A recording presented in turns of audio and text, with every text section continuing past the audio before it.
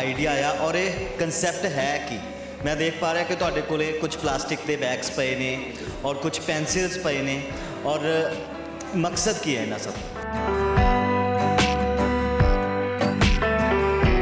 Basically ये है ना कि भी जो हमारा जो दूध की थैली है, जो प्लास्टिक आता है, वो एक ऐसा प्लास्टिक है कि अगर आप इसको 100 साल के बाद भी अगर कहीं पर भी दबा हुआ भी देखोगे ना, तो ये ऐसे का ऐसा ही आपको मिल जाएगा। ज़्यादा से ज़्यादा क्या होगा, सख्त हो जाएगा, बट ये ऐसे ही होगा। तो ये जब हमारी मिट्टी के साथ घुल जाता है ना, तो उसमें ये दब दब के इसके अंदर से इतनी टॉक्सिन गैसेस निकलती हैं जो हमारी खाद, हमारी मिट्टी और हमारे एनवायरनमेंट को इतना ज़्यादा ख़राब कर देते हैं कि भी जिसको मतलब आप एक तरीके से हमारे सांस लेने में भी प्रॉब्लम आएगी। अगर हम उसके अंदर हम कोई अपनी सब्जियां भी उगाएंगे तो वो उन सब्जियों में भी उसकी स्मेल आएगी। तो हमने ये कॉन्सेप्ट ये लिया कि भी इससे अच्छा तो ये है कि भी हम इसको रिसाइकल करें कि जो हमारे अपने जीवन में यूज़ हो जाए दोबारा से। अगर आप इनको जलाओगे भी तो इतनी गंदी स्मेल आती है, और आप इसको कभी देखना कि इसके जब ये इसको हम आग लगाते हैं ना, ये ऐसे सुकड़ सा जाता है, और वो ही आप उसको सूंघोगे आपसे खड़ा नहीं हो सकते, इतना जहरीला होता है, क्योंकि ये सारे प्लास्टिक के जो बैग्स हैं केमिकल से ही बने हुए हैं। तो हमारे को उसको रोकना है ताकि हम अच्छे से सांस ले सकें। सत श्री अकाल जी, मैं प्रदीप ਧੀਮਾਨ ਤੇ ਤੁਸੀਂ देख रहे हो वॉइस ऑफ पंजाब टीवी। दोस्तों ਅਸੀਂ ਸਾਰੇ ਜਾਣਦੇ ਹਾਂ ਕਿ प्रकृति साडी माँ है, यानी कि नेचर साडी माँ है, तो सानू उसका ख्याल रखना चाहिए। जिद्दां आम घरां दे विच मावां बच्चों का ख्याल रखदियां ने, नेचर भी साडा ख्याल रखती है तो सानू भी उसका ख्याल रखना चाहिए। तो चंडीगढ़ दे विच अजिहियां बहुत सारियां समस्यावां ने जो नेचर नाल जुड़िया हुई ने। तो इस समस्यावां दे नाल जुड़न दे लई जिवें कि तुसीं देख सकते हो कि वारियर मॉम्स वालों अज एक एग्जीबिशन लगाई गई है और बहुत अनोखे प्रोजेक्ट इस दे विच दिखाए जा रहे हैं, बहुत अनोखियां चीज़ां। गलबात करते हैं सब तो पहला एक बेहद अनोखे प्रोजेक्ट बारे, एक बेहद अनोखी कार्ड बारे, तो जानते हैं, तुहानूं भी दिखाउने कि आखिर किद्दां तुसीं भी प्रकृति नूं बचा सकते हो, उसकी मदद कर सकते हो। बहुत बहुत स्वागत है। नमस्कार जी। मैम आपका शुभ नाम जी? मिसेस अलीशा बंसल। तो मैम किस प्रकार तुहानूं ये आइडिया आया और ये कंसैप्ट है कि मैं देख पा रहा कि तुहाडे कोले कुछ प्लास्टिक के बैग्स पे ने और कुछ पेंसिल्स पे ने और मकसद की है इन्हां सब? सर बेसिकली ये है ना कि भी जो हमारा जो दूध की थैली है, जो प्लास्टिक आता है, वो एक ऐसा प्लास्टिक है कि अगर आप इसको 100 साल के बाद भी अगर कहीं पर भी दबा हुआ भी देखोगे ना, तो ये ऐसे का ऐसा ही आपको मिल जाएगा। ज़्यादा से ज़्यादा क्या होगा, सख्त हो जाएगा, बट ये ऐसे ही होगा। तो ये जब हमारी मिट्टी के साथ घुल जाता है ना, तो उसमें ये दब दब के इसके अंदर से इतनी टॉक्सिन गैसेस निकलती हैं जो हमारी खाद, हमारी मिट्टी और हमारे एनवायरनमेंट को इतना ज़्यादा ख़राब कर देते हैं कि भी जिसको मतलब आप एक तरीके से हमारे सांस लेने में भी प्रॉब्लम आएगी। अगर हम उसके अंदर हम कोई अपनी सब्जियां भी उगाएंगे तो वो उन सब्जियों में भी उसकी स्मेल आएगी, और उसके अंदर से जो टॉक्सिन्स निकल रहे वो हमारे बच्चों को, हमें, हम सबको ख़राब करेगी। तो हमने ये कॉन्सेप्ट ये लिया कि भी इससे अच्छा तो ये है कि भी हम इसको रिसाइकल करें कि जो हमारे अपने जीवन में यूज़ हो जाए दोबारा से। तो हमने ये क्या किया है, हमारा ये प्रोजेक्ट है कि भी हम प्लास्टिक बैग्स को हम प्रॉपर नहीं काटते, थोड़ा सा काट लो। अगर आपसे गलती से कट भी जाता है तो उसका जो एक छोटा सा टुकड़ा रह जाता है उसको अच्छे से धो के उसी के अंदर डाल दो। मिल्क बैग्स, जैसे आपके मिल्क के बैग्स हो गए, आपके छाछ के बैग्स हो गए, आपके पनीर के पैकेट हो गए, जैसे आते हैं, ये सारे ऐसे पैकेट्स हैं जिनमें से टॉक्सिन्स निकलते हैं, जहरीली गैसें निकलते हैं। अगर आप कहीं इनको जाके इकट्ठा करके अगर आप इनको जलाओगे भी तो इतनी गंदी स्मेल आती है, और आप इसको कभी देखना कि इसके जब ये इसको हम आग लगाते हैं ना, ये ऐसे सुकड़ सा जाता है, और वो ही आप उसको सूंघोगे आपसे खड़ा नहीं हो सकते, इतना जहरीला होता है, क्योंकि ये सारे प्लास्टिक के जो बैग्स हैं केमिकल से ही बने हुए हैं। तो हमारे को उसको रोकना है ताकि हम अच्छे से सांस ले सकें। तो इसलिए हमने ये किया कि अब हम इनको अच्छे से, हमारा ये मकसद है कि हम इसको धोएं, अच्छे से सुखाएं, सुखा के हम दोबारा से उन्हीं इंडस्ट्रीज़ को भेजें जो उनके छोटे छोटे दाने बनाती है।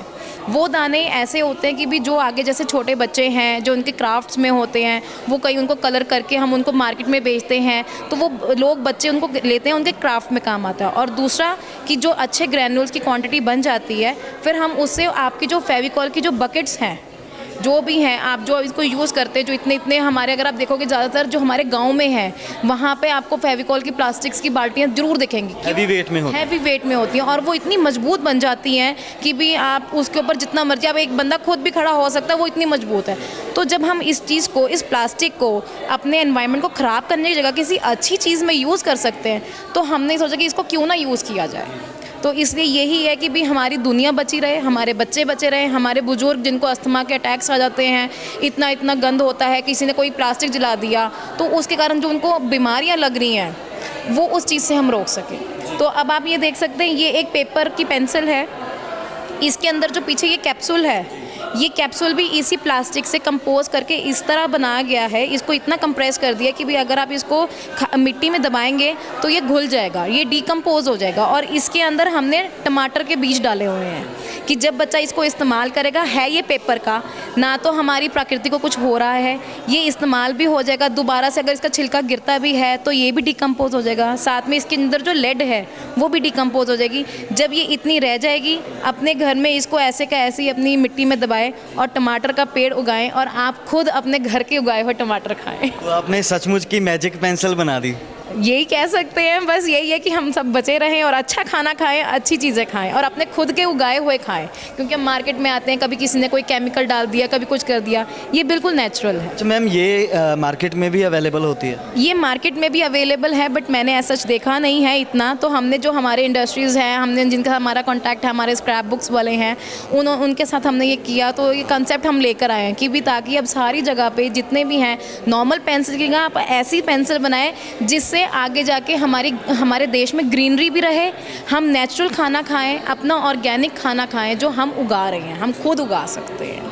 और जैसे कि आप प्लास्टिक बैग्स का बहुत कुछ कर रही हैं, आपने पेंसिल भी बनाई है, जिन लोगों को नहीं पता उनसे क्या कहना चाहेंगी? उनसे मैं यही कहूँगी कि भी हमारा यहाँ पे कॉन्टैक्ट नंबर है, मैं अपने भाई से अभी शेयर करूँगी, तो आप प्लीज़ हमें अपने वो प्लास्टिक बैग्स हमारे पास हैं, इनके साथ वीडियो भी शेयर करेंगे कि कैसे आप कट कर सकते हैं, कैसे सुखा सकते हैं, वो आप लीजिए, आप हमारे को कॉन्टैक्ट कीजिए, हमें भेजिए, ताकि आप हमारे साथ जुड़ेंगे तो हम अपने देश को संवार सकेंगे।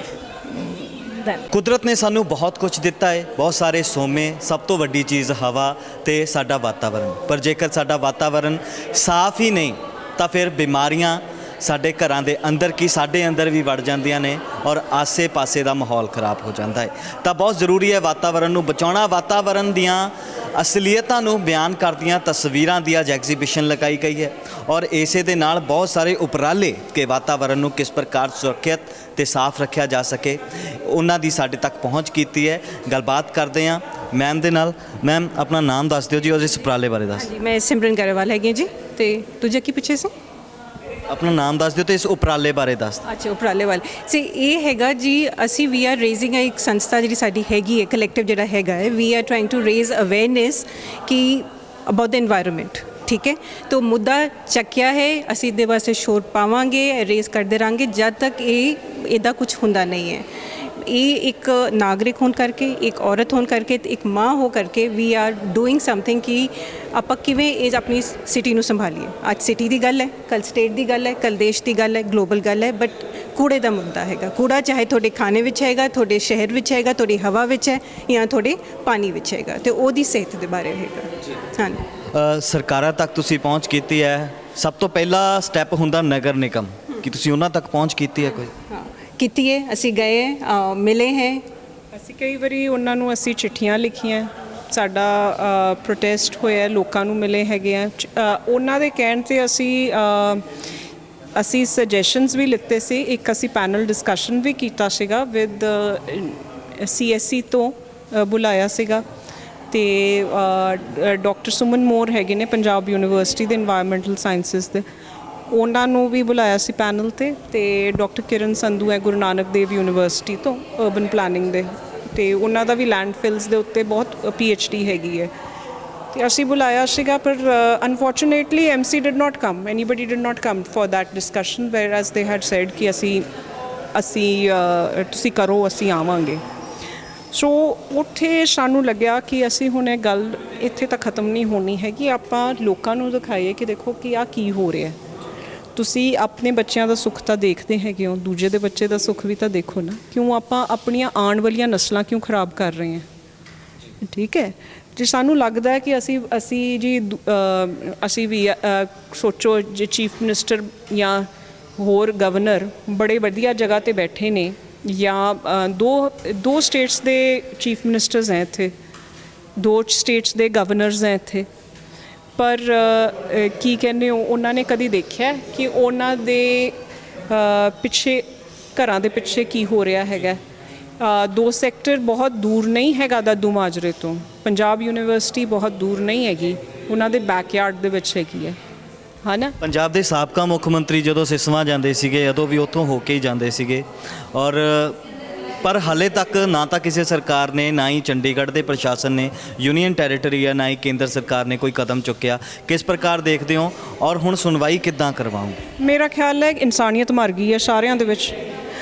ਸਾਡਾ ਕੁਐਸਚਨ ਕਿਸੇ ਇੰਡੀਵਿਜੂਅਲ ਨੂੰ ਨਹੀਂ ਹੈ, ਸਾਡਾ ਕੁਐਸਚਨ ਉਸ ਕੁਰਸੀ ਨੂੰ ਹੈ ਜੋ ਵੀ ਬੈਠਾ ਹੈਗਾ। ਵੀ ਆਰ ਨਾਟ ਕੰਸਰਨ ਕੌਣ ਆਇਆ ਕੌਣ ਗਿਆ। ਜਦੋਂ ਤੁਸੀਂ ਸੀ ਉਦੋਂ ਕਿਉਂ ਨਹੀਂ ਕੰਮ ਕੀਤਾ, ਜਿਹੜਾ ਨਵਾਂ ਬੰਦਾ ਆਇਆ ਉਹ ਕਿਉਂ ਨਹੀਂ ਕਰ ਰਿਹਾ ਹੈਗਾ, ਤੇ ਜਿਹੜਾ ਆਉਣ ਵਾਲਾ ਤੁਸੀਂ ਕਰੋਗੇ ਕਿ ਨਹੀਂ, ਸਾਡਾ ਆਹ ਸਵਾਲ ਹੈਗਾ। ਠੀਕ ਹੈ ਜੀ। ਤੇ ਬਲੇਮ ਜੇ ਆਪਾਂ ਨਾਮ ਲੈਣ ਲੱਗ ਜਾਈਏ ਸਾਰਿਆਂ ਦੇ, ਉਹ ਤਾਂ ਇੱਕ ਦੂਸਰੇ 'ਤੇ ਬਲੇਮ ਪਾ ਦੇਣਗੇ। ਸਾਨੂੰ ਨਹੀਂ ਪਰਵਾਹ ਹੈਗੀ ਕਿ ਕੌਣ ਆਇਆ ਕੌਣ ਗਿਆ, ਸਾਨੂੰ ਇੱਕੋ ਹੀ ਪਰਵਾਹ ਹੈ ਕਿ ਤੁਸੀਂ ਉਹ ਸੀਟ ਨੂੰ ਆਕਿਊਪਾਈ ਕਰ ਰਹੇ ਹੋ।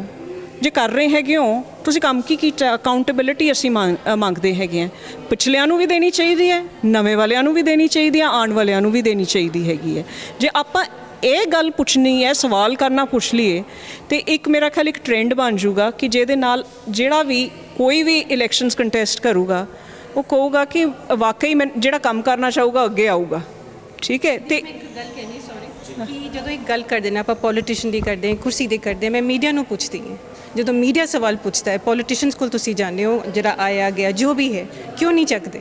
ਇਹ ਜਿਹੜਾ ਹੈਗਾ ਜਿਹੜੀ ਏਮ ਹੀ ਹੈਗੀ ਹੈ, ਸਭ ਅਕਾਊਂਟੇਬਲ ਨੇ, ਸਰਕਾਰ ਅਕਾਊਂਟੇਬਲ ਹੈ, ਮੈਂ ਅਕਾਊਂਟੇਬਲ ਹੈ, ਤੁਸੀਂ ਅਕਾਊਂਟੇਬਿਲਿਟੀ ਹੈਗੀ ਹੈ। ਇਹ ਸਾਂਝਾ ਹੈਗਾ, ਇਹ ਸਾਂਝੀ ਪ੍ਰੋਬਲਮ ਹੈ, ਖਾਲੀ ਡੱਡੂ ਮਾਜਰੇ ਵਾਲੀ ਦੀ ਨਹੀਂ ਹੈ।